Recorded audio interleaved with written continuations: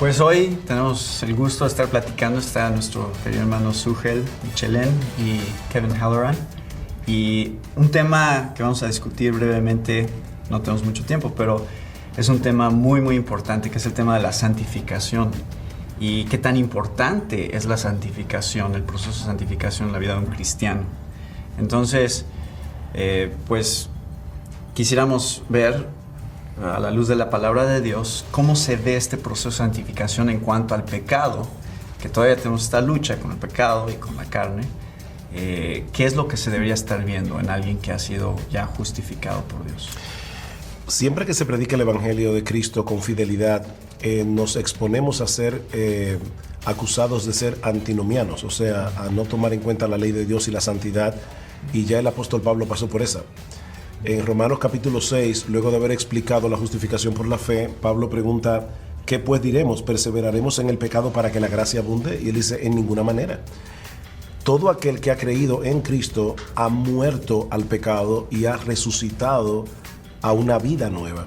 Y eso debe verse claramente en su vida. O sea, es imposible que una persona haya sido justificada y no tenga como fruto la santificación. No debemos confundir justificación con santificación, pero no podemos divorciarlas. Claro. La justificación es por la fe sola, no es por mis obras.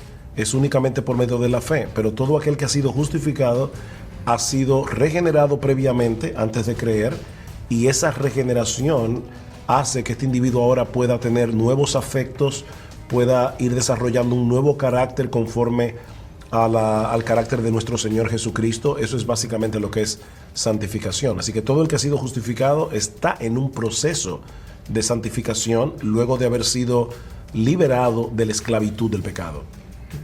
¿Cómo podríamos diferenciar entre alguien que no es cristiano y por eso está viviendo en pecado, y alguien que sí es cristiano y está en este proceso de santificación? O sea, creo que a veces existe ese problema en alguna iglesia donde dicen, es que él ni siquiera es cristiano porque, mira, sigue cayendo en lo mismo, y ¿en qué momento decimos, bueno, es que eso es parte del proceso, está creciendo, o decimos, a lo mejor ni siquiera es salvo? Buena pregunta, y algo importante para muchos cristianos y muchas personas que tal vez piensan que son cristianos. Pienso que algo importante que entender es su actitud hacia el pecado. Aman su pecado y quieren abrazar su pecado con todo su ser, o odian su pecado y quieren arrepentirse, quieren seguir al Señor, quieren crecer en la santidad aunque no estén creciendo ahora. O sea, si es una batalla, ¿no? O sea, que Quizás una forma muy sencilla de explicarlo es esta. El inconverso está en el terreno del diablo peleando contra Dios. El creyente está en el terreno de Dios peleando contra el pecado y contra el diablo, pero todavía peca. Entonces hay una diferencia. El creyente se siente avergonzado por su pecado. El incrédulo se siente molesto con Dios por su ley. El creyente ama la ley y odia su pecado. El inconverso ama su pecado y odia la ley. Es la gran diferencia. Pero el creyente peca. Esa es la realidad que nosotros vemos en la Biblia. Hay una ilustración que podemos usar aquí. No sé cuántos de ustedes han leído la historia de Iwo Jima en la Segunda Guerra Mundial, pero aquella famosa imagen donde aparecen los norteamericanos plantando la bandera. Cuando los norteamericanos toman la isla de Iwo Jima, los japoneses estaban allí metidos entre las cuevas que había en la isla, que eran muchas cuevas. Ya los aliados tenían control de la isla, pero los japoneses estaban allí todavía y seguían dándole batalla. Ya Cristo vino y puso la bandera de la santidad en nuestro corazón, pero los japoneses el pecado está allí metido entre las cuevas, el pecado remanente, y sigue siendo una guerra. Ahora sí, cuando leemos pasajes como 1 Corintios 3, que habla de no les hablo a ustedes como espirituales, sino como a carnales, ¿qué categoría de cristianos son estos a los que les está hablando Pablo? La Biblia no divide a los creyentes entre espirituales y carnales. La Biblia sí dice que todos los creyentes tienen rasgos de carnalidad con los cuales tienen que luchar. Y en el caso particular de los corintios, era el rasgo de la división, el orgullo que había en ellos. Entonces, Pablo está usando la palabra allí en el sentido de inmadurez. Ellos eran inmaduros en ese aspecto y estaban divididos.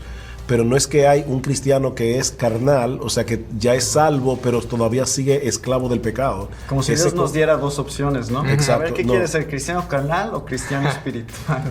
Cristo fue muy claro: si alguno quiere venir en pos de mí, niéguese a sí mismo, tome su cruz y sígame. Eso no es cristianismo radical, eso es mero cristianismo. Sí, dice Romanos 10, muchas personas que piensan que hay dos opciones también dicen que, puedo tener a Cristo como mi Salvador, pero no como mi Señor. No quiero someterme a Él. Pero dice Romanos 10 que si confiesas con tu boca a Jesús por Señor y crees en tu corazón que Dios lo resucitó de los muertos, serás salvo. Entonces no podemos escoger a Jesús como Salvador y no Señor. Jesús es el Señor de todo y el Salvador de los que creen en Él. De hecho, uno de los textos más aterradores de la Biblia es Mateo capítulo 7, versículo 21 al 23, cuando el Señor dice: no todo el que me dice Señor, Señor, entrará en el reino de los cielos, sino el que hace la voluntad de mi Padre que está en los cielos. Y Él dice: muchos me dirán en aquel día, pero Señor, Señor, y en tu nombre no hicimos cosas espectaculares. Y Cristo les dirá: yo nunca os conocí, apartaos de mí, hacedores de maldad.